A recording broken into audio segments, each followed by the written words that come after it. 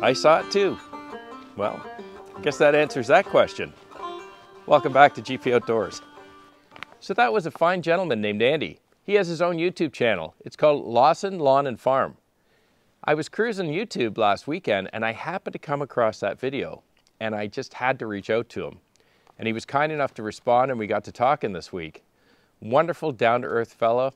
He's got a place, as you can see there on his channel, he's in, I believe, North Carolina by a lot of big mountains. And very, very nice man. But I had to ask him a few questions about that video because over the last couple of years, as many of you have asked me questions about this LX2610, many of you have said you've got small farms or hobby farms, you've got horses or other type of livestock, and you asked me if this tractor can lift a bale of hay. And I've told you in the past, I didn't know because I've never tried to lift one. I guess we know now. And this brings up the bigger question. Over the last couple of years, many of you have asked, how much can this tractor lift? Or how much weight can it lift? Or GP, can it lift this or can it lift that? And I always tend to temper my answers. And some of you have asked me, GP, is it not just a straightforward question? How much can that loader lift? And well, it's not that straightforward. It's not complex, but there is no single answer. And I'll explain to you why. A bale of hay, for example, that big at 5x5, depending on the moisture and the density of that bale, will weigh somewhere between 800 and 1,200 pounds. So you might think, well, GP, that 2610 is supposed to lift 1,300 pounds. It should lift the bale. Not necessarily. When you've asked me on the phone or in an email, hey, will it lift such and such? If I've done it before with the tractor, I'll absolutely tell you yes or no. But when I haven't done it, the reason why I give you kind of a conditional answer is because the answer is conditional, short of me actually trying it. And here's why. It's right here in your manual.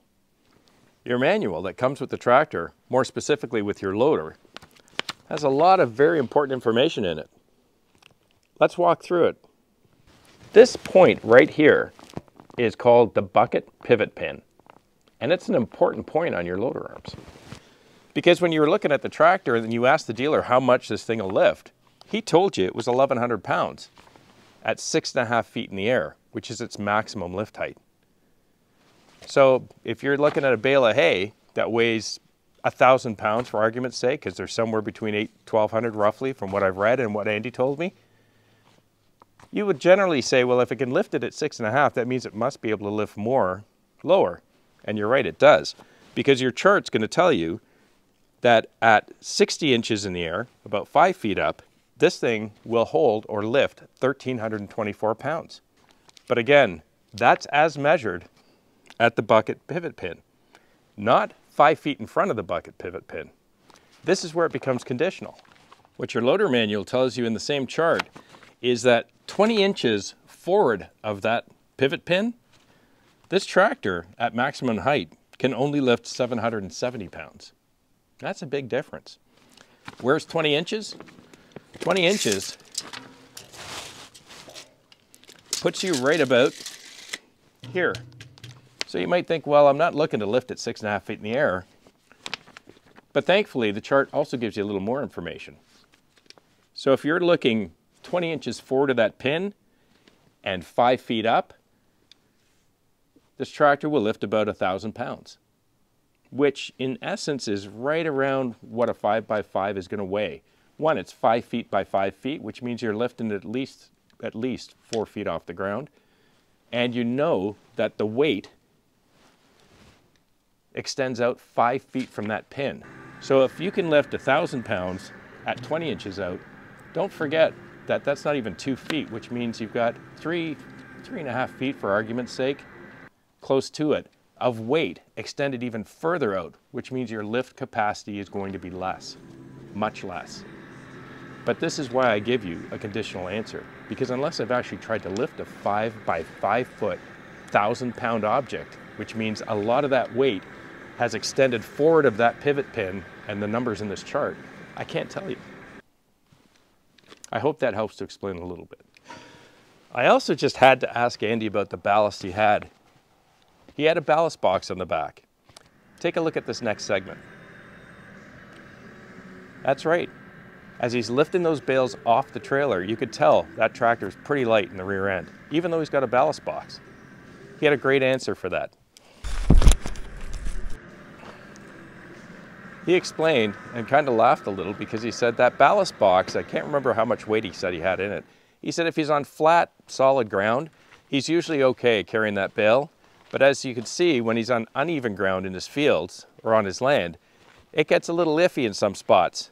So what he does is he'll actually spike another bale on the 3-point hitch, because the 2610 will hold, I think, about 22 or 2300 pounds on that 3-point.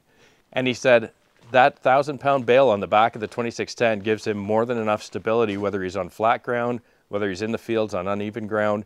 It keeps that tractor stable and planted while he's lifting bales with the front end.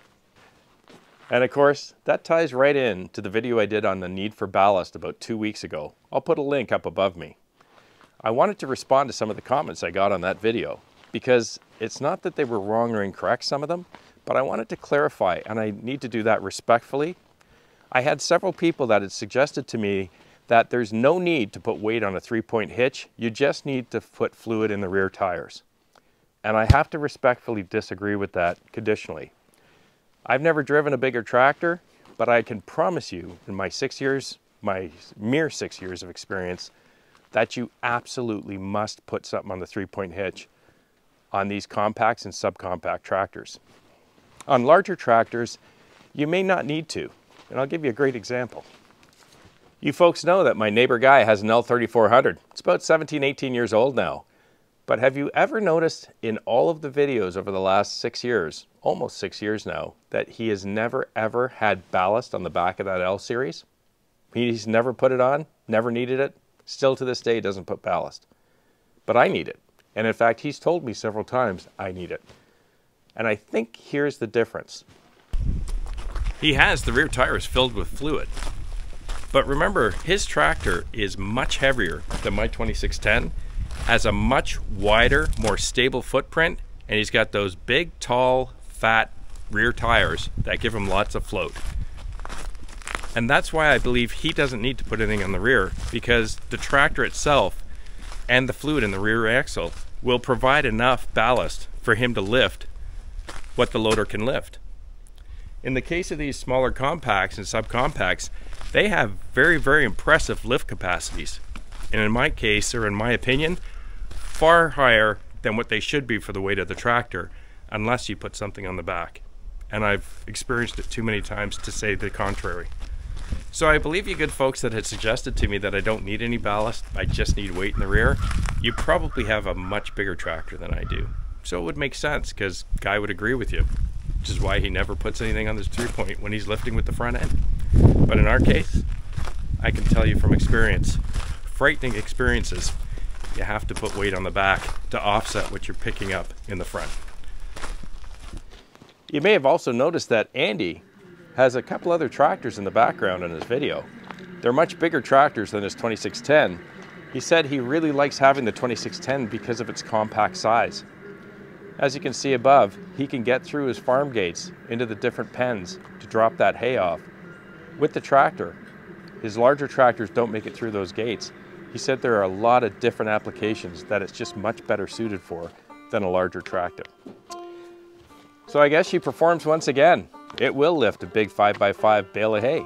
I wanted to extend a special thanks to Andy, not only for his kindness in talking to me this week and spending some time, but also in allowing me to use some of the video clips from one of his videos. If you have some time, check out his channel. He does a lot of stuff. It looks like he's got a farm there, as well as he does a lot of landscaping and lawn care, I guess, in his neighborhood. Have a wonderful week with your families. Please be kind to one another. I'll see you again right here. I'm Gord Potter, and you've been watching GP Outdoors. Cheers.